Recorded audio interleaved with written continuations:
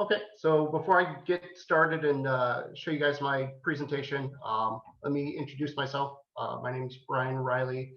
I live in Southeast Michigan, in a northwest suburb of Detroit. Um, my plant interest is in mesems. Um, I've grown a lot of mesems and a few other plants, cactus and succulents of various varieties, but I would say that north of 90% of my collection is mesems of all the different varieties that are available. I have imported seeds from overseas, from South Africa, from Europe, and then in the United States, obviously, Mesa Garden is an excellent resource if you're into these types of plants. Um, I know in the Michigan Cactus and Succulent Society that there's really only one other active member who I would say has a sizable mesem collection. Is there anybody in your club that's into these types of plants as a special interest? Okay, that's unsurprising. I'm also a member of the Mesem Study Group, which is a group that publishes a bulletin out of England. I think their worldwide membership, last I read the numbers, was maybe 600 people across the entire world. They send out a quarterly pamphlet of kind of informational articles and kind of stuff. Interesting to read, but definitely not very common. Probably not very common to have people interested in these plants. Hey, Jeff, can I interrupt you for 1 second? Yeah. Jeff, can you mute your microphone, please? Because when you make noise on your end, you take over the speaker view and you your face goes over top of over Brian's. Can you mute you, Jeff? Gillette? Sure. Yeah, just mute yourself. Got it. There you go. You're good. Okay, Brian, I'm done. Sorry. That'll help. All right. Let me know. Can you guys see the presentation screen? Yep. Okay. So succulents, cactus, mesems, I grow all of them. On the right-hand picture here are Lapidaria margaritae. These are plants from my own pollination that I sowed towards the end of last summer. That picture is from a couple of days ago. In the bottom left corner is some astrophytum. Forget which ones those are. Asterias, some type of Asterias hybrid that I got from a place in California. I wanted to talk a little bit about my special interests, and then we'll get into the actual seed sowing stuff. I grow the mesems. They're mostly from South Africa, a little bit of the ways up into Namibia in the southwest corner. Most of the interesting ones that I like to grow come from the winter rainfall areas of South Africa, which is sort of the western coast. There's a couple of little sort of isolated areas with different types of geography, different types of rainfall patterns, different types of plants that grow in them. Here's kind of a satellite picture. You can see a lot of the terrain is fairly interesting. Lots of hills, lots of valleys, lots of plateaus and sandy areas and things like that. Not a lot of rain, and the rain that they do get is very, very seasonal. So you can go 6 months easily in this part of the world without rainfall. And the plants have adapted to that, and they have kind of a couple of different interesting techniques to try and deal with these extremes. I don't know, I've never been to South Africa. I find it a place that I'll probably end up wanting to go in the relatively near future. But kind of zooming in, you can see a little bit of the terrain. You can see sort of some of the isolated granite mountaintops that kind of peek out of the sandy plains in between them.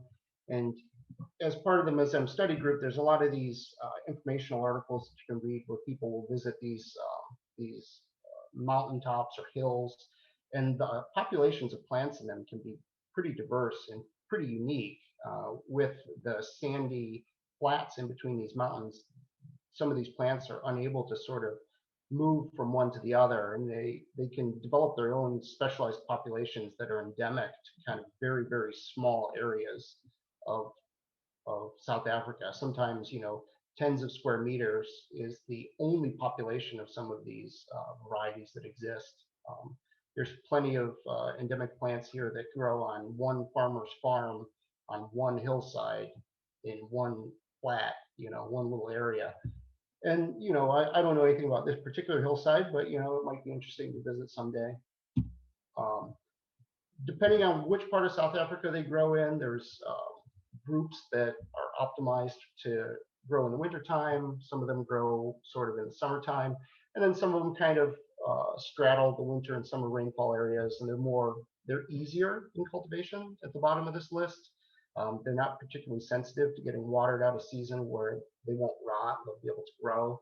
And those opportunistic growers are probably, if someone is interested in getting into the Mazems, these would be a good place to start because the plants aren't particularly fussy. They've got a bunch of different types of drought adaptations.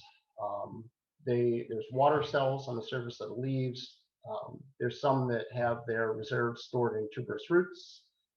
There are some plants that sit out the drought season by sheathing over, getting sort of a papery husk as they transmit the water from the previous season's leaves.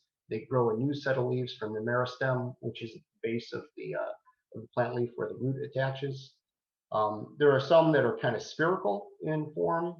They conserve water by having limited surface area and being a spherical shape and having a lot of internal volume.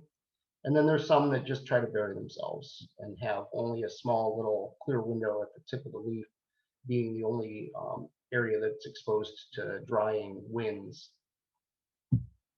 So here's an example of water cells on leaves. This is Mesembryanthemum crystallanum. I think I'm saying that right. This is used, I've never had it, but this can be used as a salad green. Apparently has a nice crunchy texture as you pop the little water cells. These are my own plants. This is from a sowing maybe a couple of years ago of Alenopsis chinezii. You can see for the leaves that are on the top surface, the roots are far bigger. These types of plants in the drought can become deciduous. They can lose their leaves. They can continue to survive with the reserves that are present in those thickened rootstocks. And then when the rain season returns, they'll put out some new leaves and keep growing. These are my own plants. This is Monolaria moniliformis. Each of these 4 pictures is sort of the seasonal condition of these plants. In the top left, you can see the yellowing leaf tips as these plants go into a hibernation. Basically, the leaves start to dry from the tip down towards the body.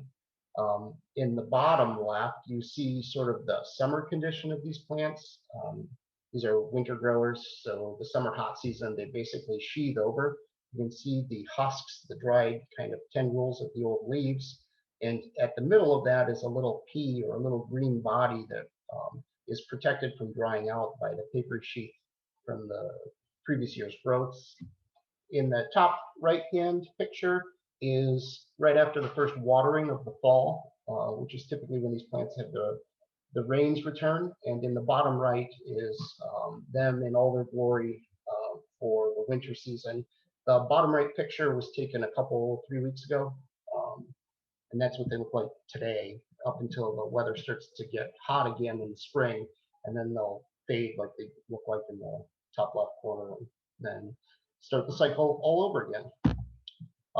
Here's some of my own plants. There's a couple of the spheroid plants. The left-hand side is a gabayum. On the right-hand side is a Gyrderma.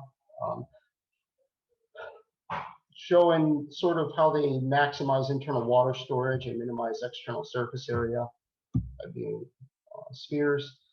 Here are, on the left-hand side is Fenestraria. Baby toes is a common name for this plant. In habitat, these plants grow in sort of a sandy area, and the sand fills up all the gaps in between the leaves with only the windows peeking out above the surface. Not really a successful way to grow these plants in Michigan. With the much moister and more humid climate, they take a long time to dry out the soil. And if you grow them that way, they usually will rot fairly quickly. So they're often grown at least in the Midwest and in Michigan, sort of fully exposed, which is contrary to how they would appear in nature. And in the right-hand side is Lithops, kind of buried down below the surface with light entering into the body for photosynthesis through through the top of the leaf structure.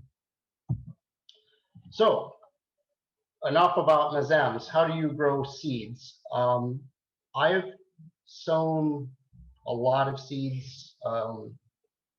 So I haven't counted. It's north of 1,000 different seed sachets. I make my own soil mix. I've experimented a bunch. This is a slight modification of what I do right now. I use a mix of turfus. I get it from like a landscaping supply company here in Southeast Michigan. They use it to pour onto baseball diamonds when they're too wet. I buy pumice in the 1/8 inch size. I have gotten it mostly online from like Amazon. The General Pumice Products is I think they're California. They're on the West Coast somewhere. I buy the 1/8 inch variety. I've tried the other sizes and found them to be either way too fine, almost sandy in consistency, or almost like just chunks of rock. 1/8 inch is a good size for the plants that I work in. Chicken grit, which is chipped granite, not the oyster shell. You're not trying to grow a chicken egg shell. You're trying to have chipped rocks in your substrate, in your soil mix. And then I use sand successfully. I like it. It loosens the soil. It keeps things from clumping up in my experience. I don't use a lot of it. And then I use Miracle-Gro. Some people have questioned this. The way that I water my plants is using a hose and a spigot, and it's difficult for me to introduce fertilizer. I haven't looked into having like a dosatron or any other sort of fertilization scheme as I'm watering, and so I include the fertilizer in the soil mix, and every couple of years I just repot my plants. And I find that Miracle-Gro is readily available. It's cheap. I sift out the big chunks of bark and that kind of stuff just sort of manually as I'm potting. But works for me, and to my experience, it's they do better with a little bit more Miracle-Gro than a little bit less. I have had the Miracle-Gro ratio vary from 1 part in this mix, and now I've been using 3 parts Miracle-Gro in this sort of soil mix. I've tried a couple different ways to sow seeds, and the one that I have the most success with is a variation of the baggie method. It's a sealed container. I buy these deli tubs on Amazon Prime. You can buy them in bulk, 40, 100. You can buy any quantity that you're interested in storing. I've used a couple different sizes. Mostly I've used the 12 ounce size. There's enough depth, enough height to the tubs that you can have a reasonable amount of soil in the tub, as well as giving enough headspace for the plants to grow a little bit before they start to run into the underside of the lid. I've also more recently come across a 4 ounce size, which is the same height. It's the same depth that you can have in the container, but the diameter is much smaller. And those are nicer if you have a setup like mine where you're space constrained and you're trying to cram as many plants underneath the light bulbs as possible. I find that the 4 ounce size, you can get a lot more of them for a given unit of surface area. The flip side to that is that the plants, if you have a particularly successful sowing and you have a lot of plants growing, they will be right on top of each other. And at some point in the future, you'll have to disentangle all the root structures and do as little damage as possible while you're doing it. So here's my setup, parked next to my kitchen sink. I grab a scoop of water and 2 scoops of soil. I do water first and I do soil second. For a 12 ounce deli tub, which is what these are in this photograph, I use 1/3 cup scoops. If you use a different sized deli tub or a different sized container, you'll just have to change from 1/3 cup to whatever you're using that makes an appropriate amount of soil in the tubs. So 1 part water, 2 parts soil. I throw the lids on. You got to leave them open because the next thing I do is microwave them, and you don't want them to pop because that makes a mess. So I throw a handful, as many as you want, or as many as you can fit into your microwave of choice that you have in your kitchen. For me, for this, I think this is a 1,000-watt microwave. It takes about 7 minutes per set of 6. If you have a little more water, a little less water, you can adjust that time. You want it to be kind of moist, but not waterlogged. So in the bottom right-hand corner, you can kind of see that there's void space in between the chunks of the soil mixture that's not like fully submerged in water. That would not be good for plants. They wouldn't be able to establish roots and be pretty unsuccessful. So you want it moist but not wet. And if you find that it's too wet, just throw it back in the microwave for a few more minutes and boil some of it off until it gets to an appropriate level. The picture in the bottom right-hand corner is kind of a good place to go. Perhaps maybe a little bit too moist. More recently, I've been having them get a little drier than what's shown in this picture. So this is a typical pandemic Saturday afternoon photo. Every 6 tubs takes 7 minutes. And then this is, I don't know, 40 or so, which is the unit that they come in from Amazon. I set them like this to let them cool off. Obviously you'll cook your seeds if you take them from boiling hot and just dump seeds in there. So you got to let them sit for a little bit, lose some of their heat. So what you want to do when sowing is to kind of sprinkle them as evenly as possible around the surface. Of all the different companies whose seeds that I've bought and sown, by far my favorite packet style of packaging, it comes from Mesa Garden. They use paper envelopes that are sealed at the corner and not the little Ziploc bags. And they allow you to kind of fold them into a V and easily sprinkle them out. And the paper wrapping that they use doesn't tend to get static on it that makes some of the really small seeds stick to it. I find that to be a problem with any of the plastic packaging, is that it's a nightmare sometimes to get the little seeds out of the Ziploc groups, or to get the seeds to not stick because of static to the inside of the bag. So big fan of the Mesa Garden packaging. All right, so you want to sprinkle them as evenly distributed as you can. You know, sometimes depending on the plant that you're growing, you'll get 5 seeds. Some will be 10, some will be 30. Spread them out as best as possible. If you just dump them, it's going to be a problem if you're successful, because they'll all grow on top of each other. And at some point in the future, you're going to have to disentangle them from each other. And that can be kind of damaging, and you can and will lose plants if you do too much root damage to them just to get them separated from each other. There's a couple of other sowings. The top middle one is the smaller container. I think that's 100 of them in the same amount of area as the 40 from before. And in the bottom right hand corner is an experiment from this fall. I'm trying to figure out how to grow conophytum from seed. Conophytum is one of the mesems. It's a winter growing plant that sheaths over in the summertime. There's many hundreds of different varieties and localities of them. Pretty interesting if you could figure out how to be successful with them. My previous attempts to sow them haven't really turned out all that well. So I'm trying some other stuff this year by putting these seed packets in my attached garage. It's cold at night, but it warms up under the lights, and I'm thinking that that should help them to grow more like they would in a normal habitat, which is a winter growing setup. Before or right after I sow the seeds and before I seal the lids, I sterilize with fungicides. I've been using 3 different types. I've been using Captan, Garden Phos, which is a phosphoric acid salt, and then Chinasol. Chinasol, I've read a lot about it in Europe. I think it's more readily available in Europe. In the United States, it seems its main use seems to be for preventing fungus attack on grafted grape leaves or grape vine.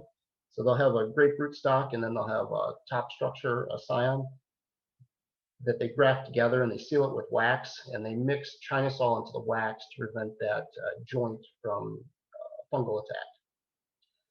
So I'll throw the seeds into the tubs with the lids off, and then I've got 3 different squirt bottles of Cactan, of Garden Floss, and China Sol. I'll give each one a couple of squirts in case the seeds that I introduce into this sterilized environment bring with them any type of pathogen. Because there's no way I can sanitize the seeds themselves. The best I can do is to hit them with fungicide that'll kill any of the most likely culprits for causing problems in your little microenvironment that you have in the tubs. So a couple things to do. Once upon a time, I labeled the lids of these, and at some point in the future, a few months down the road, you're going to take the lids off and you're going to open these things up for them to grow.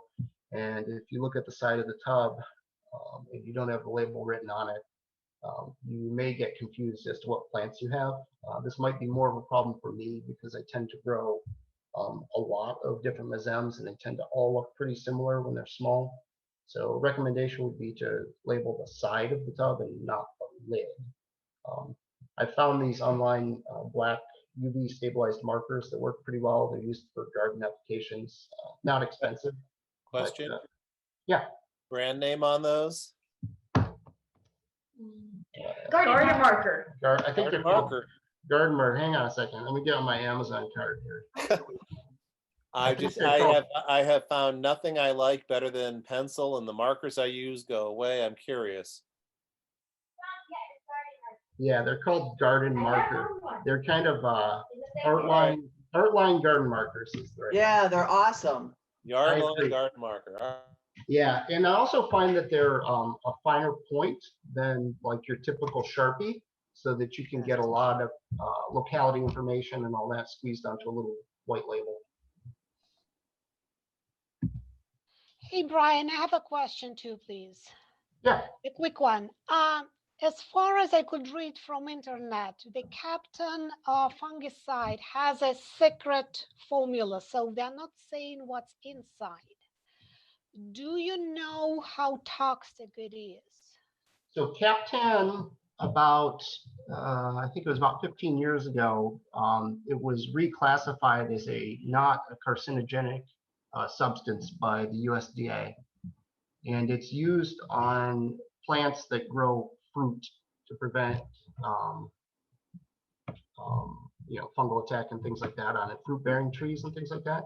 So as far as I'm aware, and as far as I understand, it's safe to eat in relatively small quantities. Not that I'm tasting my plants, but I don't believe that it has any particularly scary toxicity or carcinogenic properties.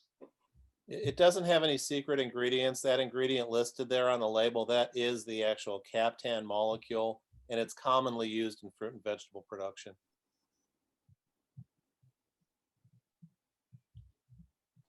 Thank you. Yep. So this is kind of my main setup.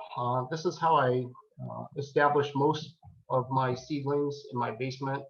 I use these wire racks, and I place these sealed tubs pretty close to the lights.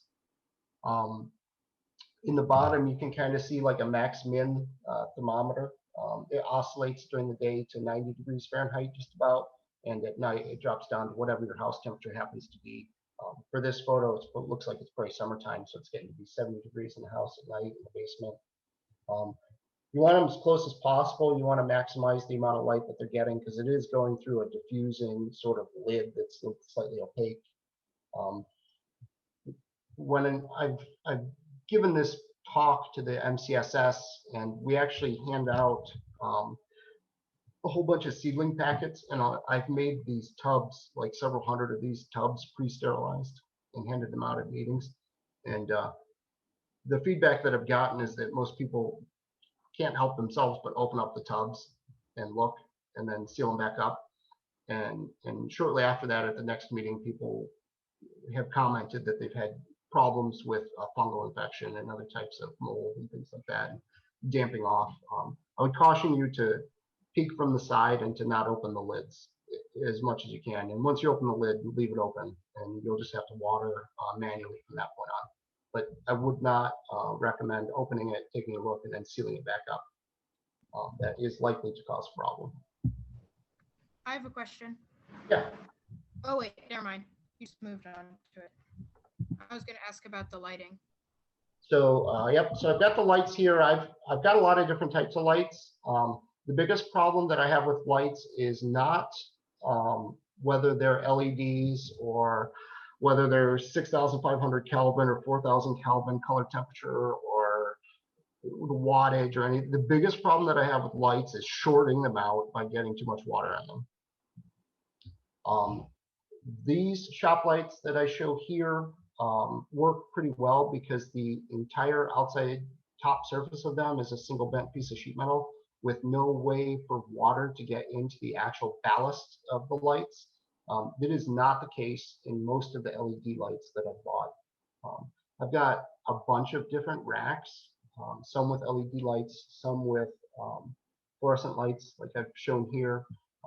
I can't tell the difference in how the plants grow, but I can tell you that the LED lights, the way that they're constructed, is more prone to having water from above drip into the actual electronics of the lights and short the lights out, which is a bad day. So I do modify my light bars, my shop lights, with hot glue to seal up corners and edges. And I also drill extra holes in them where there's water trap locations to try and allow any dripping water from above to drain through without getting into the electronics of the light itself. Question. Yeah. How wide is that shelf? 18 inches. Thank you. I have a question also. Yep. Have you ever thought of putting clear plastic on your shelves so you don't have water dripping through? I have thought about this, but I haven't found any that I like. The other thing is that I think that some amount of air circulation is good, but no, I haven't tried clear plastic. Do you have a Joann Fabrics in your area? Yeah. If you go there, they make a very heavy, thick, clear plastic, and I've gotten not a whole roll, but enough that they put it on a roll, and I can cut it because I think my shelves are the same size as yours. Are they 4 feet wide and 18 inches deep? Yep, same one. You just cut a big sheet of that clear plastic and set it on your shelf, and then that way any accidental spillage doesn't automatically just go through. And it's pretty thick plastic too. It's not wimpy. Okay. I've got some greenhouse fabric that I ordered from an online source and another failed experiment that I tried. That would work too. work as well. Yeah. Something for the next rack that I build. There you go. There's always one more, right? So I set this system up on a timer, usually about 15 hours per day. I like to, as part of my morning routine while I'm having my coffee before I head off to work, kind of check in on things, look at the plants. In the winter months, give a dose of sunlight or a dose of bright light. And then I also like to have the lights on in the evening as the house quiets down and the kids go off to bed. I like to be able to kind of go down and putz with the plants a little bit. So that's more why I use 15 hours than any real physiological reason for the plants. It's for my convenience mostly. Yeah, so here we go. This is a fluorescent rack setup. It's the 48-inch wide, 18-inch deep, 72-inch high.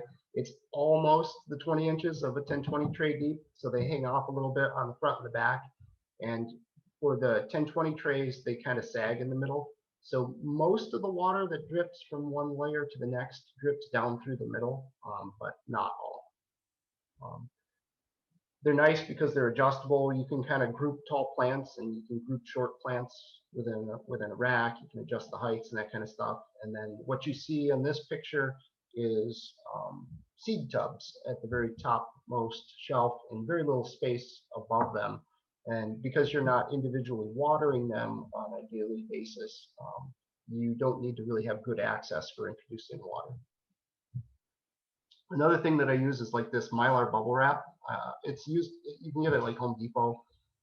It's used as like an attic insulation kind of thing. And I find that it helps to prevent light spill and try and maximize all this electricity that I'm spending to try and reflect as much light as possible back onto the plants. And they're just sort of draped over the side. I zip tie them at the top of the shelf and kind of flip them up and out of the way as I need to get in there to water and do stuff. So at some point, you're going to decide that the plants are big enough that they aren't fragile, and you can then take the lid off of your tubs.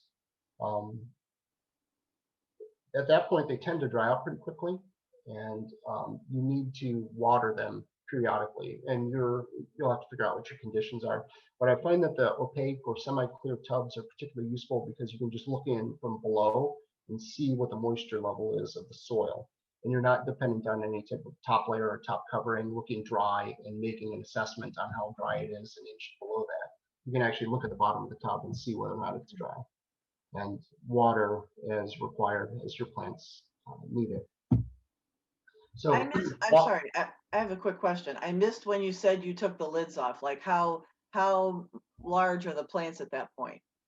So this is typical. Those are 12-inch deli tubs. It's kind of up to you. What I find is if you open them up too early, the plants are extremely fragile, and watering them can and does knock them over. And if the cotyledon leaves are in contact with the soil, it's probable or possible that they'll rot and die. So what you want is the plants to be of a big enough size that the watering itself doesn't knock them over. Okay. That's kind of my rule of thumb. Another thing that I look for with these clear tubs is if the plant itself is pushing up against the underside of the lid, then you definitely want to open the lid. Yeah. Because those plants have a tendency to have rot set in on the leaf, and they'll turn clear and die and just Okay. damp off. So my watering scheme, I built this. It's wonderful. I have a whole bunch of them now. This says 3, but I've got far more than 3. It's made from basically plumbing bits and pieces. There's an online store, it's an industrial supply store called McMaster-Carr. They've got a wonderful website. You can go in and add stuff to your cart. They've got enough information for you to make a purchasing decision. It's a great website. But the way it works is on the base of it is a garden hose adapter that drops down to an 1/8-inch pipe. And I use copper because I like the look of it, but you can buy any metal that you want. You can buy stainless if you really want to spend some money. And I buy it in, I think these are 20-inch sticks, but you can buy 20-inch, 24-inch, 30-inch. You can buy in any length that you want. And then at the very end is kind of like a 90-degree adapter, and then the actual misting nozzle. Misting nozzles, there's a whole bunch of different choices there, and it's kind of up to you as to what you want to do. You can get extremely low flowing, like misting kind of ones, or you can buy them that kind of just open up the floodgates and you can fill up your truck with it. So the orifice size at the end of the misting nozzle is sort of a trial and error. I put the 2 sizes on that I primarily use, which is 0.63 gallons per hour. And I think that's at 30 PSI, which would be pretty typical for house pressure, unless you're on a well, in which case I have no idea what pressure system would be. Or for the larger plants, the 2.5 gallons per hour. If you think about a 2.5 gallons per hour filling up a milk jug, you know, it's not a ton of flow. And 0.63 gallons per hour is very, very, very slow. But the water that comes out of it is like an extremely fine mist, and it's very, very gentle if your plants happen to be particularly small. I don't bottom water. I haven't found a system that I like that is compatible with these racks, and so I top water and I modulate the aggressiveness of the watering based on the sort of size of the plants and how vigorous they are. So here's a picture of me doing my thing, reaching in there with a spray nozzle. You can buy different cone angles. You can buy different all different spray patterns. You can buy line patterns. You can buy all kinds of different nozzles. You're spoiled for choice when it comes to that. If anybody's particularly interested, I can give you the exact McMaster-Carr part numbers that I bought. But I arrived at them through trial and error. And I picked the pipe length based on the depth of my racks. I've made these also much longer for my summer setup because that's 4 feet deep and you can reach a lot farther. You've got a 40-inch stick instead of a 20-inch stick. At some point, they're going to decide that the plants themselves have outgrown their tub. These are Foucaria. I forget which variety, Britannia, I think. And I decided that these are big enough to repot. This is about a typical size for me to repot my plants and move on to the next batch of seedlings. So what you want to do is you want to dump them out, get them right on their head like that. If they're strong enough, I mean, you can be more gentle if your plant's fragile, but these weren't fragile. What I like about the soil mix that I make, and you can see the picture here, is that it's not clumpy, and it's easy to break it apart because the next step is to separate the seedlings and do as little damage as possible to their roots. This I've just flipped it up over, and you can already see that some of the plants are falling out of the matrix of soil, and the soil itself is crumbling and falling apart. The only thing holding the soil mix together is the roots. This is probably the most squeamish part of growing seedlings and repotting them, is trying to be gentle and not hurt them. But sometimes you just sort of have to pull them apart. I use paper plates and I discard them when I'm done. They're excellent for laying the plants out. I tend to group them if I'm planting multiple plants per little pot. I group them by size so that all of the plants in a particular pot are kind of as similar in size as possible, so that when it comes time to pot them up individually, they're all at a point where they can be on their own and not wasting space. So I use these 2-inch pots. They fit nicely in a 10-20 tray. You can fit 50 of them in a 10-20 tray. So I have a below, in kind of out of focus, deeper into the picture, is a white bucket of my soil mix. I just lean over, I sit down in a chair, I hold the pot with my left pinky, I hold the plant with my left index finger and thumb, and with my right hand, I just scoop soil in around them. That's really all there is to it. The soil mix is dry when I do this, and not clumpy. And it's if you get it on the plant, you can just blow it off with just a quick puff of air. If you have smaller plants, you can see on my plate here that I've potted on all the big plants, and I've decided that I didn't want to waste the space for these 4 smaller plants. So these ones, I'm going to show you kind of what I do to plant 4 in a pot. I've done 4, 6, 8 of them in a pot altogether, depending on plant size and what I'm doing. What I'll do is lay the pot over about halfway, fill it about a quarter of the way up with soil, and then just lay the seedlings on it. And then do about to 75% full with soil. And then lay the last 2. In this case, I'm doing a 4 per on this particular pot. And then scoop in soil. You can see I buried them. This isn't a problem. The soil mix is real loose and kind of fluffy. It's easy to manipulate. It's very crumbly.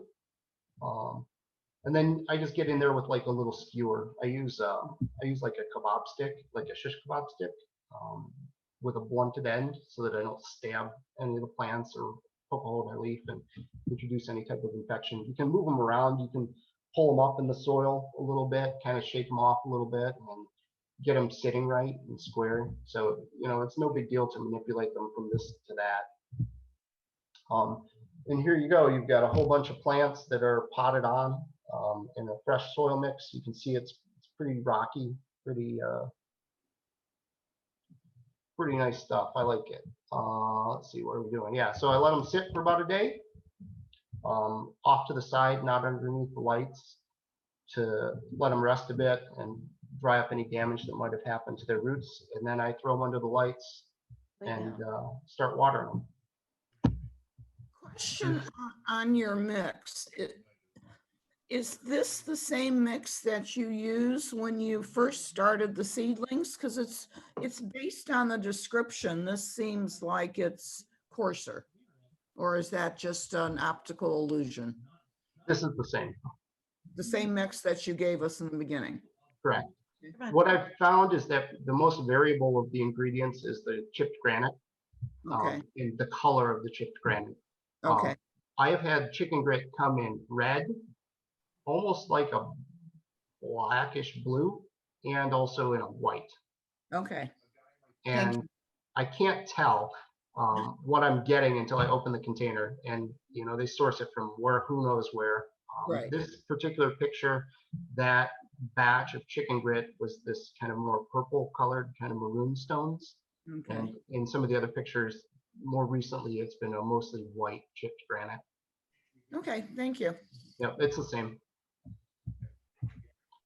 So here the plants are on one of the racks. That's maybe 200 plants or so. Actually more than that, because you've got 4 in some of these pots. And I stuff them in there, each with the label underneath the fluorescent tubes, and let them grow. Smithy. Smithy. Chupa. In the summertime, I live in a neighborhood where having a greenhouse is not permitted. And so I have a stealth greenhouse that I keep below the fence line so nobody can see it. Actually, I have a couple of these now. I built it. It's made out of basically construction grade lumber, pressure treated. My neighborhood has a lot of oak trees, black walnut trees, beech trees, and because of that, squirrels have wreaked havoc on my plant collection. They like digging, they like tasting, and they like discarding plants that they've taken a bite out of. So these are as much a rain protector as they are. They have chicken wire on all surfaces to keep the squirrels out, which is a big nuisance in this neighborhood. And it's got a hinged side that I just prop up and reach in there and water. And this is kind of their setup for the summertime. This is from this past summer. What I've been doing is trying to keep about 5 of each type of plant that I grow, so that I can pollinate. You see in the kind of back left picture there's some paintbrushes and things like that. I've gotten into pollinating my own plants and sowing from my own stock, as well as kind of distributing these seeds to anybody that has an interest. I haven't gotten to selling seeds yet, but I do give them out to anybody that has even a partial interest in them to have a try. I've got a bucket of different seeds right now. We haven't had a meeting in a while, so they're accumulating. So that is kind of what I would recommend as my favorite method for seed sowing. I've tried a bunch of stuff, which is kind of what I was going to go and talk about next. Does anybody have any questions about what I'm doing currently? Any questions? Quick question on your microwaving of the soil. Does it destroy or warp the plastic deli containers? No. So I think that these are designed for that. I mean, they're intended for food. They're food grade items and intended for sort of reheating and microwave safe and all that kind of stuff. So it hasn't caused a problem. What I think is the bigger problem is that they do age underneath the lights. I think that the UV that comes out of some of these light bulbs is more damaging to them, and they tend to harden and crack, but not the heat from the microwave. Okay, because sometimes I've had it where you put in, food in a plastic container, and it will actually semi-melt the container. The food itself gets to the a hot enough temperature to melt. And so I'm just curious. That's all. I might interject. You may be heating up fat at that point. He's only doing water, which will stay at 212. Yeah. Okay. Yeah, I was going to say the same thing. Oils can get quite a bit hotter. Oils and fats can get quite a bit hotter in a microwave, but if I've got oil in my soil mix, I got a problem. All right, so I tried several attempts at open sowing, mostly because I was looking for a method to more densely pack plants underneath the limited space under the lights. And what I did is, this is a soil mix experiment that I would recommend you don't do, learn from my experience. But this is mostly a little bit of sand and Miracle-Gro. And I won't do this again because it became a problem later as these plants grew big and I needed to separate them from each other. But this is a purely open, not sterilized soil mix, just laying on my plant racks and watering it. And a couple of observations are that this setup dries out very quickly. And at the point that the seedlings are very, very small, they needed to be watered multiple times per day. So these would need to be misted before work, when I get home from work, and then before I go to bed, because it would, under the lights, it was warm enough and there was enough convection of air, the surface of the soil would dry out, and I didn't trust that the seedlings would survive that yet when they're so immature and so small. So I was doing about 3 times a day for the first month with misting, and then dropping down to about 2 times a day when I noticed that the roots were probably deeper in the soil and starting to come out of some of the pots. They had enough depth there that the surface being dry wasn't necessarily a problem. And then it was down to about once a month, or every couple of days by the 3rd month. So it requires a lot more interaction in order to keep the soil moist and keep your plants from drying out with an open sowing technique. So the mix that was primarily Miracle-Gro became a problem when the plants needed to get separated, and I killed a whole bunch of plants and just ruined a whole bunch of really good roots taking them apart. And if you do an open sowing technique, I would go with a more mineral setup than what I have in that picture. Here's some sowing. So I've got 150 packets of seedlings in these pictures, maybe 200. I think it's 200.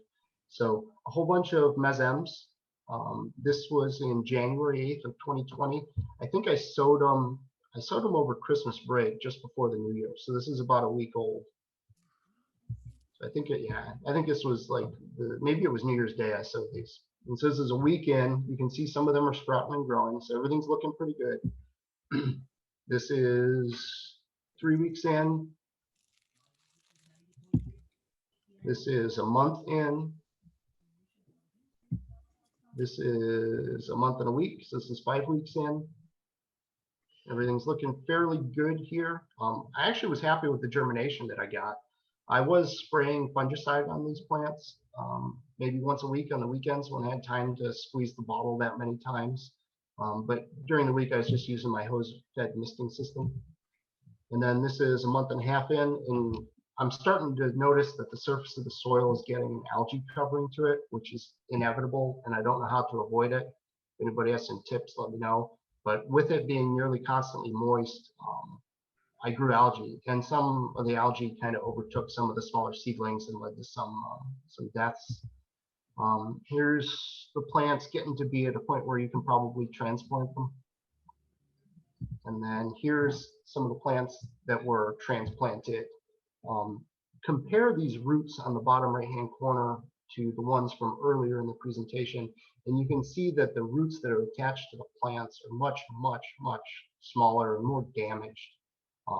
And there were a lot of plants. This is a Focaria as well, so it's a pretty good comparison to what I could get with the mineral-based mix. The mineral-based mix, the roots stayed, jump up to that picture, much more intact. And the plants coming out of this repotting did far better than the plants that came out of an organic sort of soil mix that was problematic to separate the plants. So these plants didn't do as well post-transplant. And so I'm not going to do this again. So the open sowing, the biggest advantage from my perspective is that you could really cram the plants in. You could get 50 of them per tray. You can get 200 different varieties per shelf. Whereas with the tubs, you can get about 40 varieties per shelf underneath the lights.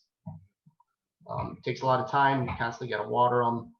And The mister setup that I use, the 0.63 gallons per hour mister, it takes a long time to get enough water to give these plants a drink and keep them wet. So if you have a small sort of sowing, if you're only doing a couple varieties or whatever, then it's probably not a big deal. It's a few minutes. But if you've got a couple hundred, it does take a lot of time out of each and every day, multiple times per day. So we're kind of winding down on the presentation. I want to talk a little bit about seed sowing or the size of seeds. It's been my experience that cactus in general, nearly every cactus that I've sown is much easier to grow than most mesems. I attribute that to seed size. The only cactus seed that I have found to be difficult is Boswellia, because they're almost dust and there's no energy reserves in the seeds themselves. In this picture on the right is an astrophytum. You can see a nice, big, healthy, chunky seed, lots of energy in it. And as soon as it germinates, the plants establish themselves quickly. They get really deep roots. They're not as susceptible to the surface of the soil drying out. And they just kind of get going and are not a problem at all. I found astrophytum to be a really good place to start if you're not a seed sowing person. On the left, some Eriocarpus, a little bit smaller, but still pretty sizable. Frailea, this is the same seed on the right, just so that there's a common scale between these photos. On the left is Frailea. You can see it's a little bit smaller than the astrophytum, but still pretty big. Probably about the same size or pretty close to it as the Eriocarpus. Avonia, on the left-hand side, you can see how small those are. I have grown Avonia from seed, but I wouldn't say I've been particularly successful with them. And I mostly attribute that to the very small seed size. Sedum, another one that's very, very small, very difficult.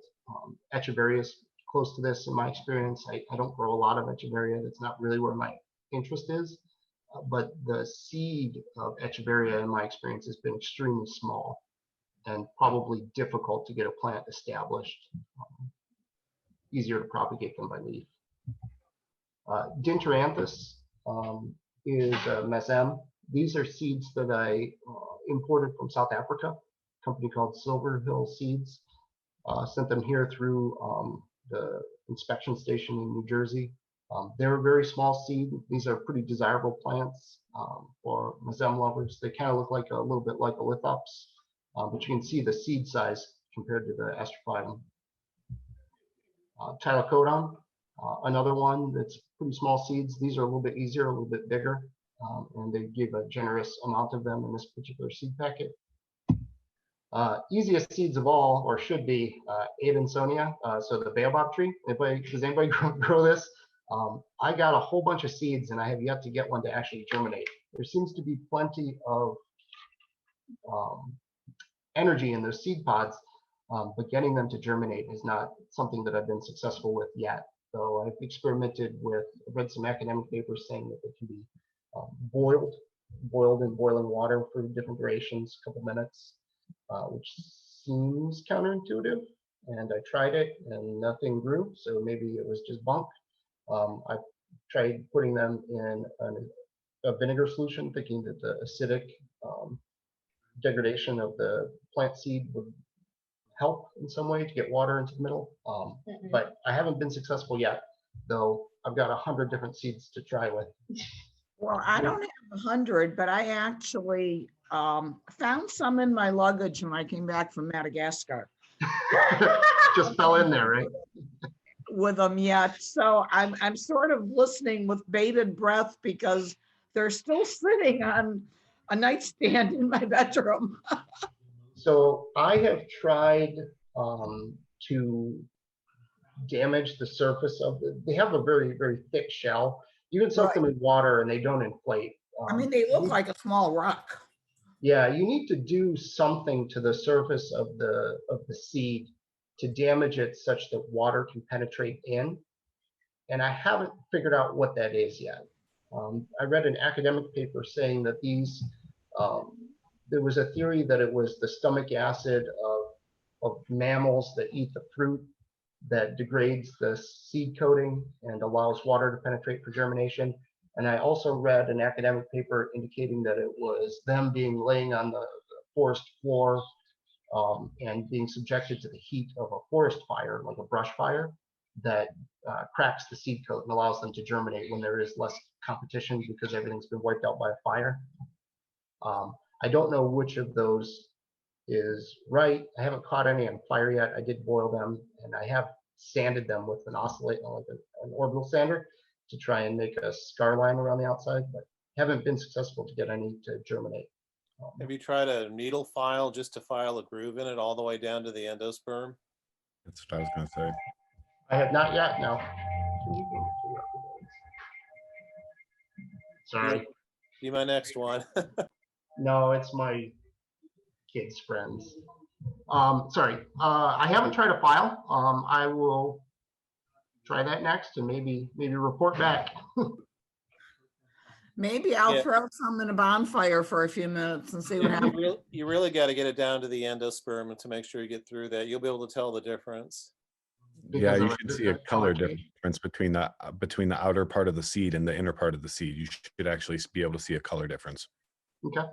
I have with the sanding with kind of like sandpaper, I've gotten down to clear maybe the underlying endosperm that's in there. But what happened was it just rotted. When I planted it, it just rotted. So I don't know, maybe more fungicide or something like that. I'm gonna keep playing around. I've got a few more, a couple hundred more to play with before I give up. So it doesn't always have to be mesems that you grow. You can grow all sorts of different stuff. So I was going to show some pictures of other types of succulents and cactus that I've been successful with. So some Mesetichium. These are maybe 3 years old now. Same soil mix. These are still in the same tub. I haven't felt like trying to pot them on because they're pretty dense right now. Don't take up a lot of space, and they would take. I don't want to lose them. They're 3 years old. Pseudolithos. Anybody grow these? These are seed grown, pretty expensive seeds. I imported them from Italy, but I'm pretty happy with the plants that I've been able to grow. These things, from what I read, like it warm, and I haven't tried to expose them to any cold or anything like that. They stay indoors over winter, and over summer I've been putting them outside. Turbinocarpus, a couple different varieties. I think most of the varieties of Turbinocarpus I'm growing. More Turbinocarpus, Lophophora, some Gasteria, aloe. I forgot what variety this is. I forgot to look. Astrophytum, Medusa. Those are pretty easy. These are a thirstier cactus.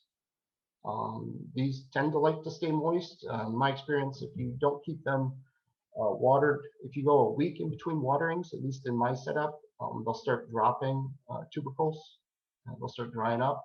So these are definitely a midweek watering kind of cactus. So I keep them towards the front of my racks, and I keep them on a rack that the first one that I approach, not the last one that I approach, so that if I'm pressed for time, these ones always get a look-see, and usually on Wednesdays I water these astrophytums. You can grow Haworthia using this technique, some Morganii, some Truncatas, more Pseudolithos, another kind of Pseudolithos. I grow 3 or 4 different kinds. Stapelias, they all grow the same, using essentially the same techniques as described in this presentation. Pterocactus, there's some people in Germany that grow a lot of these, and I grabbed some seed from them a year and a half ago, 2 years ago.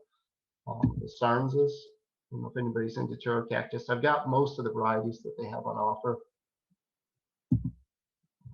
Astrophytum, again, these are pretty easy. If you can get the seeds, Asterius being the ones that I seem to have the most trouble getting the seeds for. Grow pretty easy. The seeds are nice and robust.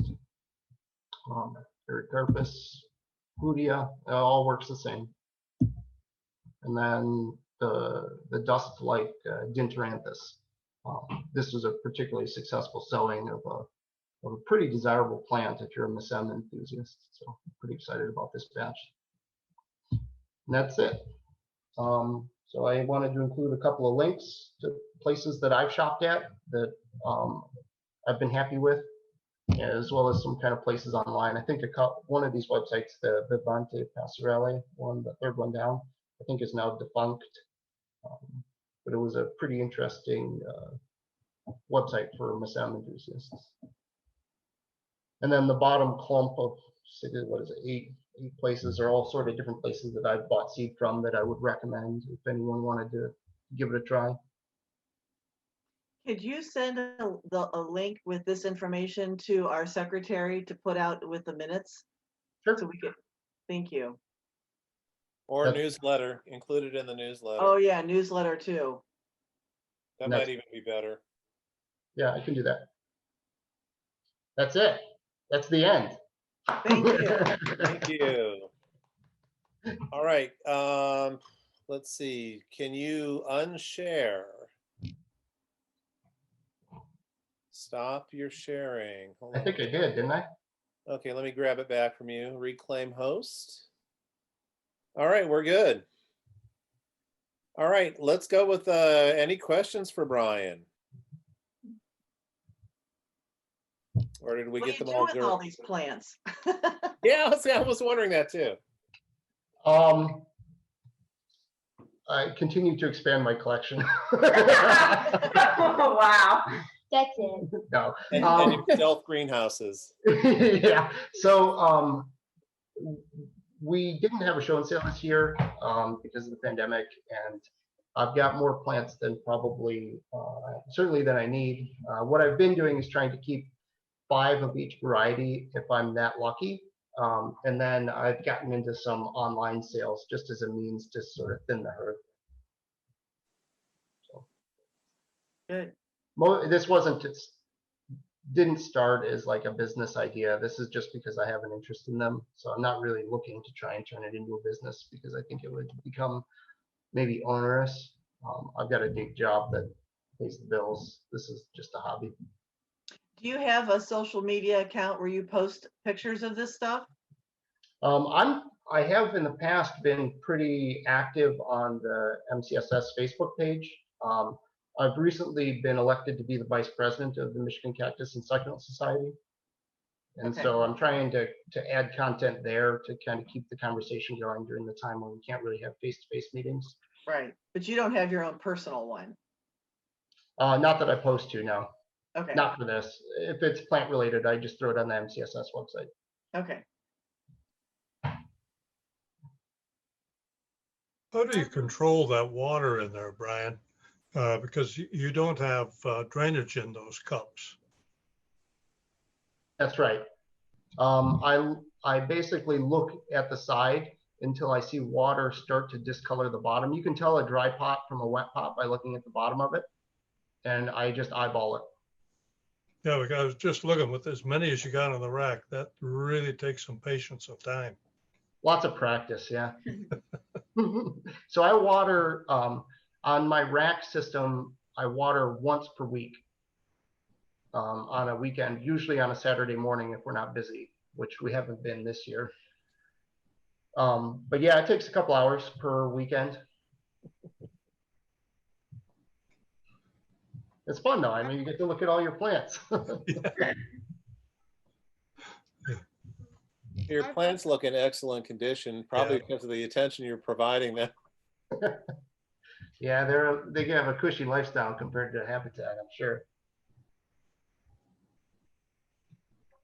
Zoltan? Yeah, I have a question about watering when you do put them in pots with holes. What do you do with the water? Maybe I should have included a picture of this. Maybe that'll be for the stuff that's in my basement and for the stuff that's in my garage. It runs onto the floor. Okay. And for the stuff that's in the bedrooms, what I've got is bedroom and per bedroom. What I got is a gigantic wide black tray I forget what its purpose was. I think it was like for oil, catching oil. Yeah, it's catching oil for like an automotive facility or something. You can basically throw it in your garage floor. If your car's leaking, it leaks into this tub. But it's a perfect size to fit a 48-inch by 18-inch wire rack. And that keeps all the water that trickles down through these 1020 trays, because they're all perforated on the bottom. It drops down into this tub and then just sits there and evaporates off. Okay, how many light setups do you have? You've referred to quite a few. There's two in the garage, one in my, there's 4, 8, and I then think. yeah, 8, 6 or 8, between 6 and 8. Yeah. Goodness. And then I've got like adapters on the faucets and stuff. Depending on what room we're watering, I just screw an adapter and it hooks up to like a flexible hose. The little the ones that kind of wind themselves up, they're more like a braided over braid. They're kind of like slinky. They contract. I find those to be really easy to drag around.